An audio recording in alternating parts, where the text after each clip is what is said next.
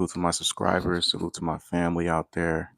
Love you guys. Thank you so much for the love. I just stepped into the whole world of shorts. For a while, I swore against shorts. I was like, man, what if it doesn't help my channel? What if it starts taking away my viewers from my long form? Actually, it's helping my viewership. For all you people that's on the fence and don't really know if shorts help your channel or not, and I don't know if it's gonna hurt, my long form, it actually helps your overall channel. Today, we're going to talk about Elon Musk psychology. All right, coming from a master's level therapist, marriage and family therapist, been doing this 10 plus years. We're going to break down just sort of like the psychological factors of Elon Musk. All right. And also, we're going to go into the level up playbook, some notes that I put together on what you guys need in order to level up, some action steps, a good structure for you that you can kind of go back to and just kind of check in with. So here it says Elon Musk was born June 28th, 1971, in Pretoria, South Africa, to a Canadian mother's from Canada, May Musk, and a South African father, Errol Musk. The family was relatively affluent, all right, so they had a little money. His father had engineering, real estate, mining interests, and the family owned luxury items. Oh, so we got something him and Trump have in common. Both of their families come from a real estate background, mining, engineering. Okay, so his dad was a boss, all right? His parents divorced when he was young, around age 8 to 10, and he later lived principally with his father for a period, a decision he later called a mistake. Psychologically, this suggests a mix of privilege and emotional instability from early on. Material comfort paired with a disrupted family structure and exposure to a father who Musk has described negatively. All right. So he doesn't have a really strong relationship with his dad. All right. There's a lot to say about that in psychology. So let's look at the cultural, social environment in schooling. Musk grew up in apartheid South Africa, a society deeply unequal, racially segregated, and in flux. He attended schools in Pretoria, such as Pretoria Boys High and earlier prep schools. He was reportedly bullied severely in school. Man, yeah, when you get bullied in school, man, that's something that just sticks with you. Like when you're getting bullied and people are talking down on you, treating you like crap. That's one thing that'll stick with you until your later ages, man. It's like bully experiences. When you're bullied in like elementary school, middle school, that stuff just sticks with you. Hey, what's up? Fan and friend. What's up? Rose Bitey Alvarez. Hola. ¿Cómo estás? Raz Box. Box. I gotta work on my international language. Hope I'm pronouncing that right. What's good, man? How you guys doing? Hope you guys are having a blessed, exciting, wonderful weekend. We made it. We made it to Sunday, guys. Three Eye Atlas didn't take us out. We're here. We survived the alien invasion. We survived the rapture. We made it, guys. How's everything going? You doing good? Nice. That's what's up, man. Gaming Dads. What's up, brother? What's going on? Happy Sunday. Siobhan. Salute to you, Siobhan. Where you checking in from? Yeah, we survived Three Eye Atlas, guys. We survived Rapture. King Boy D was good. That's a dope name. What's good, man? How you guys doing? How's your Sunday going? We're just breaking down Elon Musk, this figurehead, right? Just kind of came out of nowhere, had all this money. Right? Atlanta, salute to Atlanta. I'm on my school holidays, half term. Oh, that's right. Yeah, we're good, man. We're blessed over here, man. Just thanking God for another day of life. We got breath. That's a blessing. All right. If you have any trouble, guys, with being grateful, just inhale and exhale. That's a blessing right there. All right. Doing good, man. Just chilling over here, trying to power up on YouTube. I just discovered the shorts, the power of the shorts, right? Some people got shorts, short attention span. They don't want to watch your whole video, all right? So I appreciate you guys. If you dip in, you dip out. I'm in Desborough in the UK. Where are you? I'm out here in California, man. I'm on the West Coast. I'm from Michigan, though. I'm from Detroit, but I'm out here in California, out here in the suburbs of Orange County. Nice. How's the UK? My wife, she wants to go to the UK to go. Salute to the UK, man. Salute to Atlanta. Salute to the chat. Salute to you guys tapping in, you know. So we're just breaking down Elon Musk, your boy. So it says he was bullied. Elon Musk was bullied. How's the Cali life? It's dope, man. It's really dope. It's good weather. Not a lot of black folks out here, so I'm not really that excited about that. I'm used to, I'm not racist or nothing, but you just feel good when you're around people who understand you culturally. All right, there is a such thing as diversity competence. So I just prefer to be around people who get me. I'm almost 40, so when you around different cultures and they don't got a lot of black friends, you kind of feel like you got to keep reintroducing yourself. But I like it though. It's a good neighborhood. It's safe. For the kids. Your aunt lives in the U.S. Nice, nice, nice, nice. So yeah, it's good though. Cali's good. It's diverse. A lot of different cultures. A lot of different backgrounds out here. I'm military, prior military, so I know how to navigate different terrains and stuff like that. But it's good. How was it out there in Georgia? So Elon Musk was severely. What up, Randy? What's the Elon psychology? Hey, what's up? It's a wealthy life, man. Salute to you. What's good, man? Yeah, we're gonna break down just Elon Musk, just upbringing. What's up, Raz? Just sort of like some of the factors. Sometimes people get so opinionated and they get so judgmental of different people in the world, and you miss out on just they're everyday humans just like us. So I was just kind of breaking down Elon Musk, just upbringing, what schools he went to, some of his experiences, just to look at the humanity. I like to look at people objectively. Everybody got their opinions. I don't like this, I don't like that. That's cool. You have a right to your opinion. But sometimes it's good just to educate. Your opinion can get in the way of your education. So sometimes it's good to kind of put the opinion down, keep your values, keep stand on what you stand on. But sometimes take a U-turn a little bit and kind of do a little bit of studying. There's nothing wrong with that. So Elon Musk was severely bullied in school. At one point, he was hospitalized after a beating. His intellectual curiosity and early engagement with computers emerged around the age of 12. He coded and sold a video game at 12, guys. All right. This mix suggests he was intellectually advanced yet socially isolated.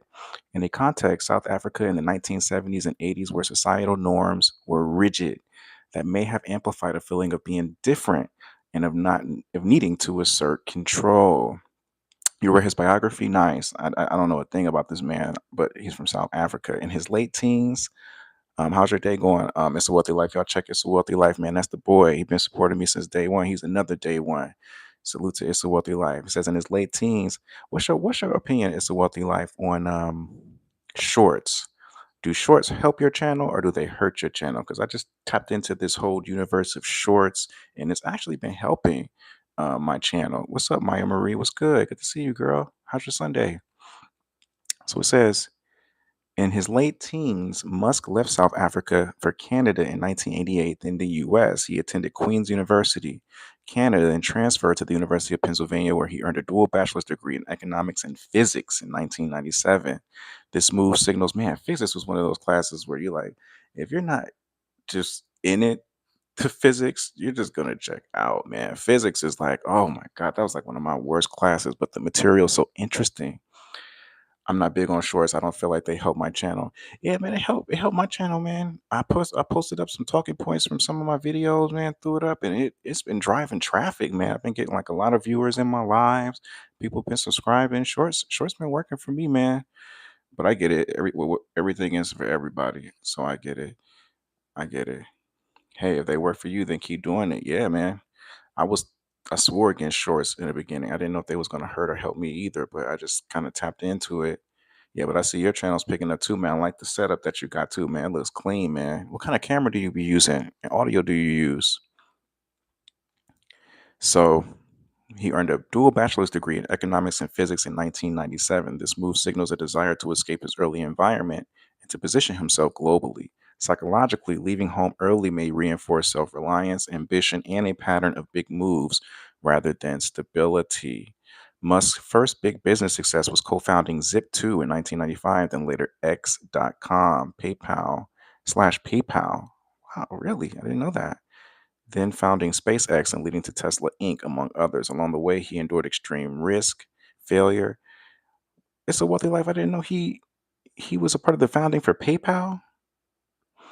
I don't know that. Along the way, he endured extreme risk, failure, multiple rockets failed, long working hours, and public scrutiny. These experiences likely reinforced his self image as a disruptor, risk taker, and someone who tolerates discomfort while others might retreat. Musk has publicly said he has Asperger's syndrome, now autism spectrum disorder under current classification. When hosting Saturday Night Live, psychological commentators point out that his modes of thinking, intense focus, difficulty with small talk, tendency to think in systems and engineering terms, align with some characteristics of ASD. This likely shapes how he interacts, leads, and perceives others, more in terms of tasks and goals than emotional nuance. I use Sony mirrorless A7 R2 and what's it says? Cartoy microphone in the office. Osmo Pocket 3 outside the office. Nice. Okay. Yeah, Musk is on the spectrum. Yeah, I see that. I see that. So intensive drive. You say you're calling the police for stealing your heart, Maverick. Man, I love the chat, man. You guys are hilarious on YouTube. That's why I like coming on here. I'll be telling myself, like, man, don't go on YouTube, don't go look. But the audience is so funny, man. You guys got so much personality, man. They got to do like a YouTube audience show or something, man. You guys are full of life, man. So one of Musk's most notable psychological traits is his sweeping vision, colonizing Mars, transitioning the world to sustainable energy, building brain machine interfaces. This sort of grand aim suggests what psychologists might call a futuristic mindset, extremely high openness to new possibility and a tolerance for long-term horizons. Analytics suggests Musk scores high in openness and conscientiousness, though in conventional conscientiousness, more goal assessed or obsessed than organizational. Psychologically, this means he likely derives much of his sense of self from the future in large systems rather than on day-to-day social belonging. I hold 600K in Tesla stock. I understand Elon pretty well. Oh, that's good, man. That's some good money. That's some good money, man. I ain't, yeah, sounds yeah, Tesla's taking off, man.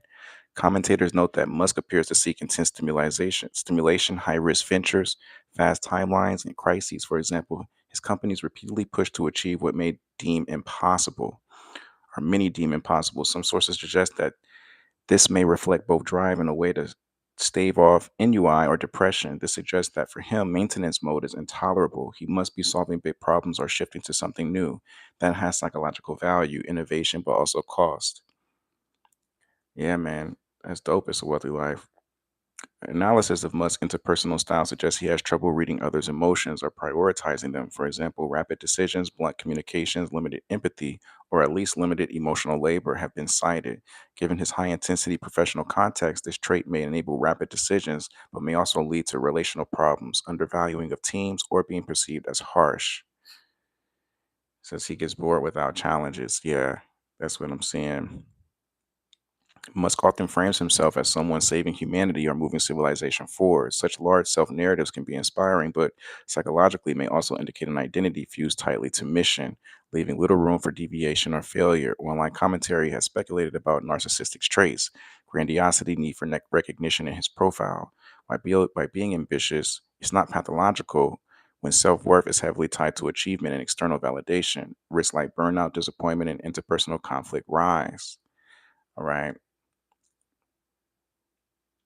What we can learn, positive lessons, vision matters, having a long term orientation, thinking big can drive innovation and change.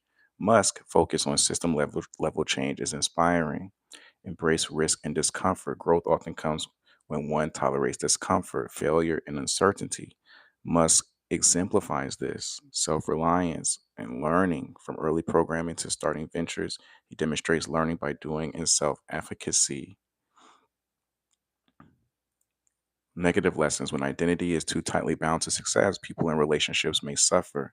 Musk interpersonal relationships, personal and professional, have at times been rocky. The danger of tunnel vision. Focusing so intensely on one mission may lead to neglect of other areas of life, health, relationships, and rest. Overcommitment to high risk. While daring is good, the margin for error is small when stakes are massive. Constant high stress can have mental health costs. Emotional intelligence gap. Having technical and visionary strength does not replace the need for empathy, listening, and long term base leadership and long team leadership. Neglecting these can generate backlash, turnover, and moral ethical issues. So, just scratching the surface on the brother, he has a lot of good qualities about him and some controversial qualities, but who am I to judge? All right, I want to get into this on leveling up, what it means to have a level up mentality. Man, in these days, leveling up for me is being able to transition from the fears, the setbacks, the challenges that were right at the door of that sort of like advanced or sort of like coming up growth spurt. Pushing through those is for me what a level up is going from who you were with your fears and your shortcomings and your challenges, and becoming someone that can overcome and master skills and techniques to face those challenges. All right. So, to level up mentally means to evolve beyond the limitations that once defined you. It's the conscious pursuit of a higher state of being, not in material success, but in discipline, integrity, and focus of your mind. Mental leveling is about building from within, setting values. All right. The sad thing is, people consume media about him and miss out on the opportunity to invest in him. I can see that. I can see that. That's a really good point. It's a wealthy life. So, at its core level, what's your thoughts about leveling up? It's a wealthy life. What helped for you to kind of push your level up in terms of like your personal development, your growth, your maturity, what helped to facilitate that for you? At its core, leveling up is not about external applause, but internal alignment. You stop measuring yourself by what others think and start measuring by how deeply you honor your own principles. You build a value system strong enough to stand when pleasure tempts you, fear whispers to you, or disappointment strikes. As Marcus Aurelius said, you have power over your mind, not outside events. Realize this and you will find strength. Taking risks, self reflection is how you level up. Absolutely. If we put as much drive and passion in living within our principles and our values as we do following other people in the social media or looking at other people and judging what they do, we would be so powerful. Like, you need to be tactful and disciplined when taking these risks. Absolutely. A risk looks big when you're not taking your values, and the why overcoming this risk is so important with you. When your backpack is empty and all you're looking at is the risk looks bigger. But when you have your value system, whether that's faith, discipline, family, your values point to your why. Why am I doing this? Then it makes the risk a little bit smaller. So it's always important to take things with you. If you want to be great, if you have a goal, you have an objective, you want to aim, take your values with you, take your principles with you, take your self esteem and your courage with you. Don't just go and show up naked, right? At the risk. To level up mentally also means taking full accountability. You stop outsourcing your emotional well being to others and recognize that your habits, your thoughts, and your reactions are your kingdom to rule. When you take responsibility, you stop being a slave to circumstance. As Epictetus said, it's not what happens to you, but how you react to it that matters. The level up begins where blame ends. Finally, leveling up demands pruning, letting go of outdated relationships, destructive habits, and inherited fears. All right. The mental climb requires solitude, honesty, and the courage to question everything that you were taught. The greatest obstacle to living is expectancy. Say that again. The greatest obstacle to living is expectancy, Seneca wrote. He who is preparing to live is never living. Leveling up then is choosing to live consciously now by shaping the mind that shapes your world. Yeah, man, discipline is a really big thing, man. You're absolutely right about that. It's like huge to have like that self discipline when you're trying to accomplish a goal. Yeah, so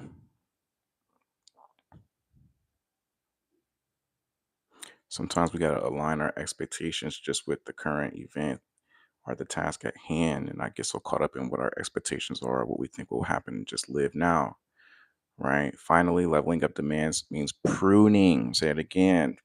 Letting go of outdated relationships, destructive habits, and inherited fears.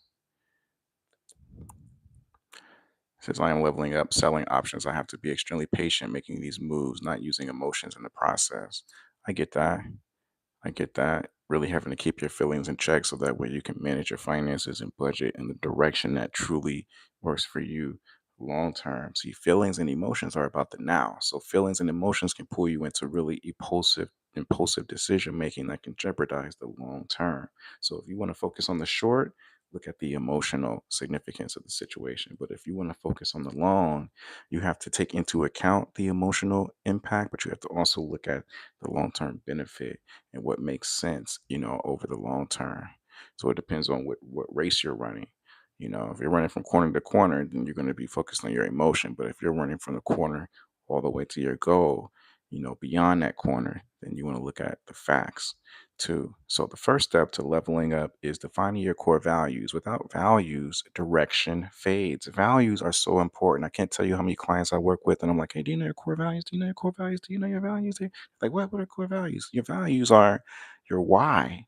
What's really important to you. If you don't have a measure on what's important, your thoughts, your temporary thoughts of I'm not good enough, I can't achieve this is too big for me become important. The emotions of you're not going to make this, you're going to fail become all important. So you got to have a bigger frame to put temporary and permanent sort of negative stinking thinking in, so that way you can say, you know what, I'm going to choose my values. Yeah, I know I have these thoughts and these emotions are coming up and they're telling me, hey man, don't go that way, hey, don't do that, but I'm going to go and make an action step off of my principles.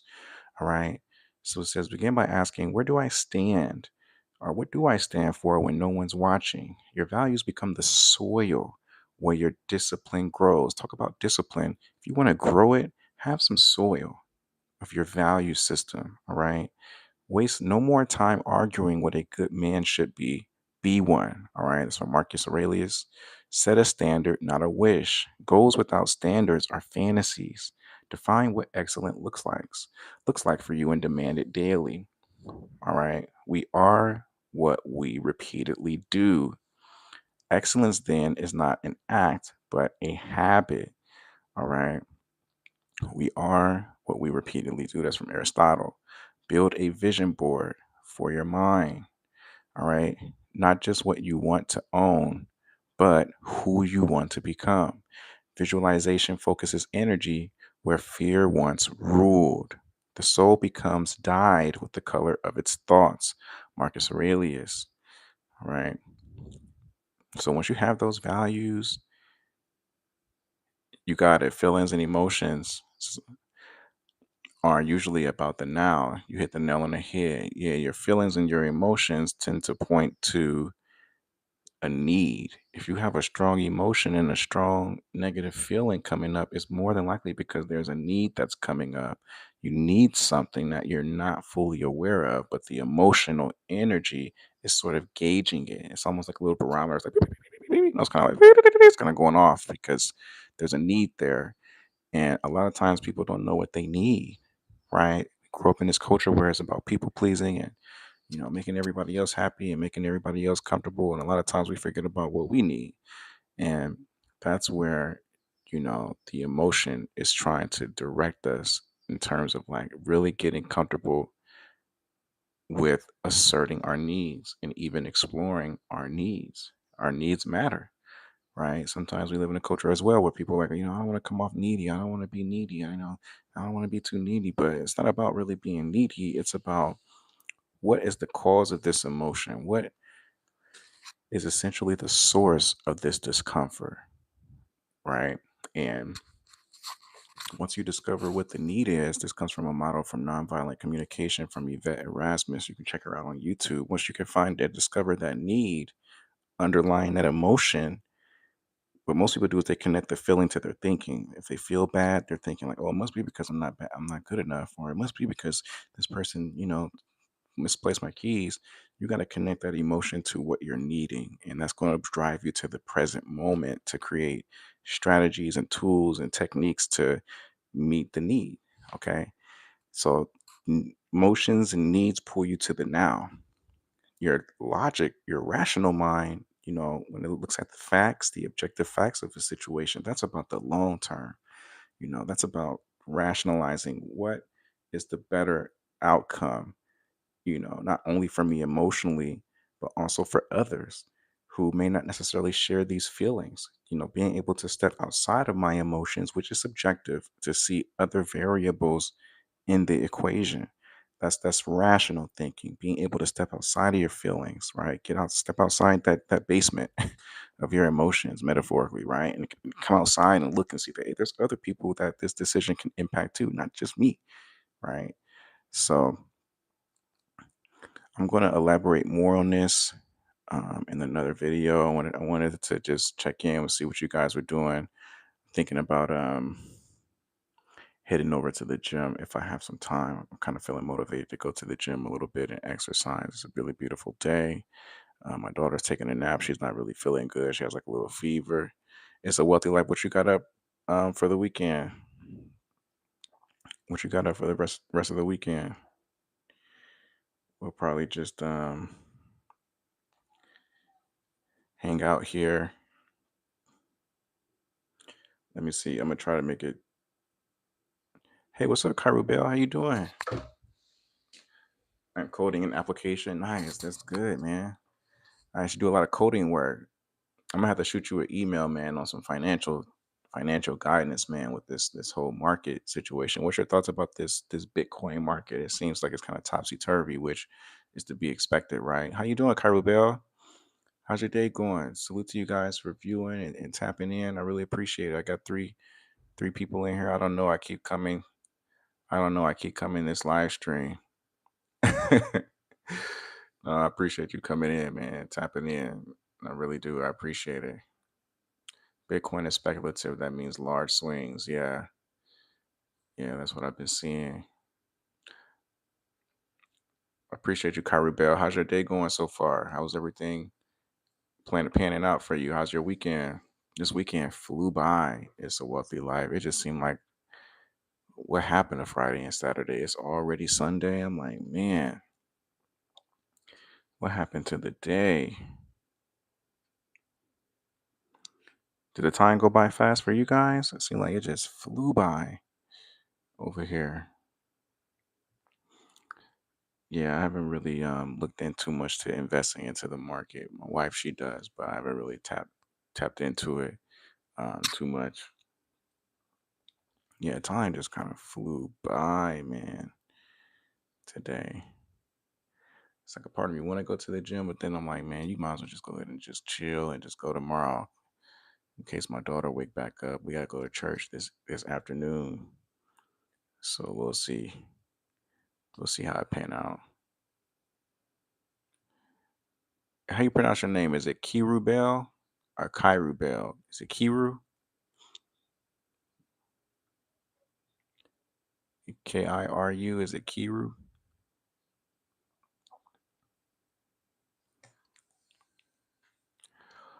Yeah, man. So I hope you guys have a blessed rest of your day.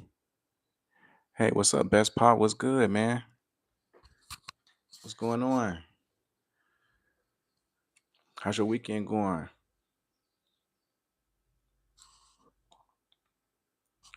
How's your weekend going, bro? Good to see you, man. Appreciate you tapping in, man. Just closing off the Sunday, showing some love.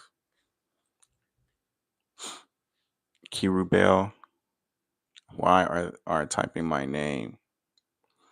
I'm not sure what that means. What's good, Best Pop? Good to see you, man.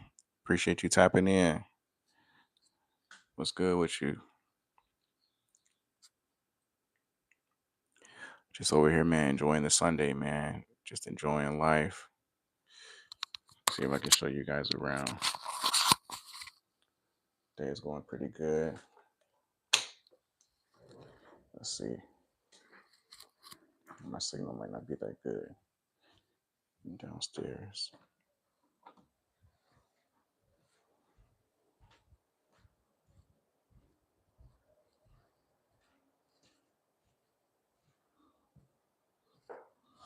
He said, bro, my sister slept for 2 days in church. Gosh, why she knock out? Why she knock out like that in the church, bro? 2 days in the church? Jeez. Jeez. Let me see if I can reconnect.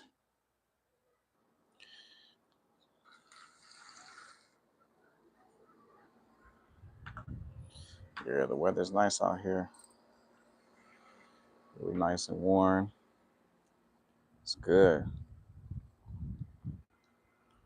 Nice fall weather. He said my sister fell asleep 2 days in church.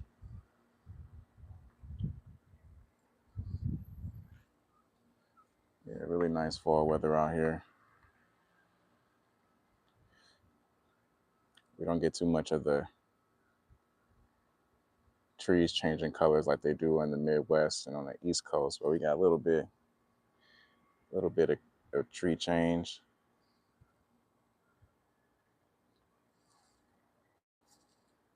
Yeah, not too bad.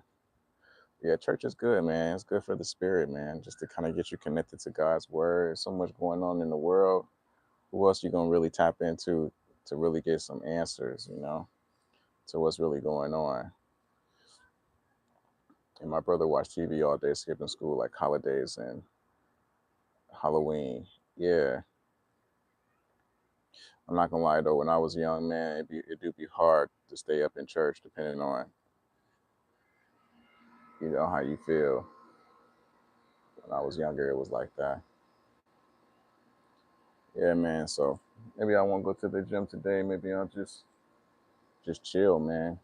Really, it's a pretty good day. Hey, what's up, man? How you doing, man?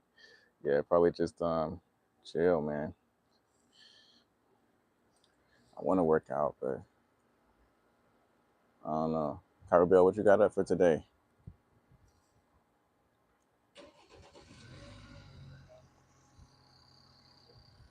What you guys got up? The sun bright as hell. I'm trying not to squint my eyes, man. The sun's mad bright. I think my glasses is upstairs. Yeah, man, it's really nice. Really beautiful neighborhood. My wife, she put the decorations up. Yeah, it's really nice, man. You gotta order some Chinese food. Oh, that sounds good. That sounds really good. Oh, thanks, man. Appreciate it. You said some Chinese food, huh? Nice. Yeah, she put up some little decorations.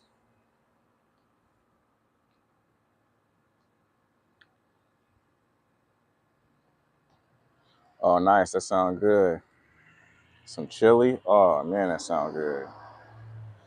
No, you didn't come up in here with some chili. Where are your hours at? It's 2:25 over here. And you said some chili. Ooh, I haven't had some good homemade chili in a long time. That sounds really good. Oh, my YouTube hours. I'm like at about ooh like 820. I've been good, man. How you been? Good to see you. I'm like at 820 hours. YouTube, man, it's hard to get those hours. I've been on here for about 5 months. What would you say? It's a wealthy life. 820 for 5 months. Is that good, bad? How you been, blessed ain't believer? Been good. Trying to get a spot that's not too bright. Yeah, I'm at like 820, 824, I believe, something like that. My friend had to do 12-hour streams to hit 3,000.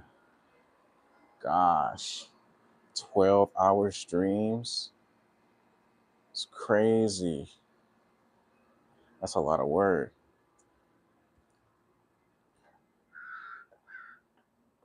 He was like playing video games or something. What was he doing for 12 hours? It is not bad. You have to do more long forms. Short don't count towards hours. Yeah, I know, right?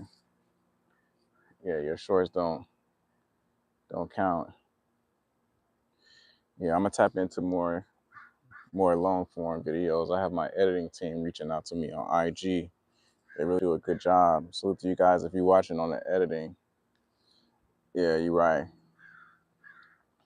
That long form content is where it's at in terms of really getting those hours. And what did he do for 12 hours? I wonder what kind of streaming was he doing for 12 hours? That's a long, that's a long time, man. She just hung out, had people come in and join, and she also had people from different backgrounds come and do interviews, and she asked them questions. Oh, nice. It sounded like it worked. That's a really great. Yeah, everybody's strategy uh, is so different. Ask some questions. Yeah, everybody's strategy is different to get those 4,000 hours. Oh, that's a good point though. Might have to do longer hours, do long forms, do longer hours, and got 3,000 just like that, huh? Jeesh. Salute to them. Salute to them. Yeah, the way I'm doing it, it's gonna probably take forever, man, to really reach that benchmark. It's a wealthy life. Does it reset after a year? Like if you don't get it within a year, do your hours like start all the way over? Yeah, it is a real grind. Took her a few months. Oh, okay. Like if you don't get the 4,000 hours in a year, do they make you restart all the way from the beginning that following year, or do some of them carry over? Yeah, I'm already at month 5, and I'm only at 820, and I got like almost 200 videos up, but a lot of them are live streams. The live streams don't have like a strong retention rate like the long form videos do. I'm noticing. Oh, okay. Yeah, live videos are good, but a lot of people don't like coming back to live videos. Like if they're not there to catch your live, good luck trying to get them to, you know, check out your live the next day or later on. A lot of people like to catch lives in the moment, but long forms, you can circle back to those all the time. So I guess it just depends on what you wanna rock with. Or like when we travel out the country, I know some people make watch lists and have people watch them on devices where they ain't when they ain't around or they are sleeping. Oh, okay. Oh, that's a good little strategy. Yeah, I just been trying to go with it and learn YouTube a little bit more, and it's a wealthy life has been giving some really good advice. I'm gonna try to order some more equipment. I've been looking at some better video equipment from when I'm not in the house. That really makes a big difference, like your video quality, your audio quality, stuff like that. So I'm gonna be looking for more devices for that. But yeah, you're right. It's a real grind trying to get those 4,000 watch hours and 1,000 subscribers. That's like a real grind. See, this thing's still on. Yeah, I think my battery probably gonna die here soon on my microphone. But yeah, you guys have a blessed day. I want to know how people are doing who live with GoPros. I know, right? Thank you, Blessed Ain't Believer, for stopping by. Good seeing you. I haven't seen you in a little while. Hope you have a blessed rest of your weekend and everything goes well. I'm about to grade check out and charge this mic up and get back to. I was gonna go to the gym, but I'm probably just gonna rest a little bit for my daughter to get up. We're gonna hit the church here in a little bit. Yeah, you stay blessed too. Hope to see you again. Thank you so much for the advice and the feedback. I appreciate that. You have a blessed day.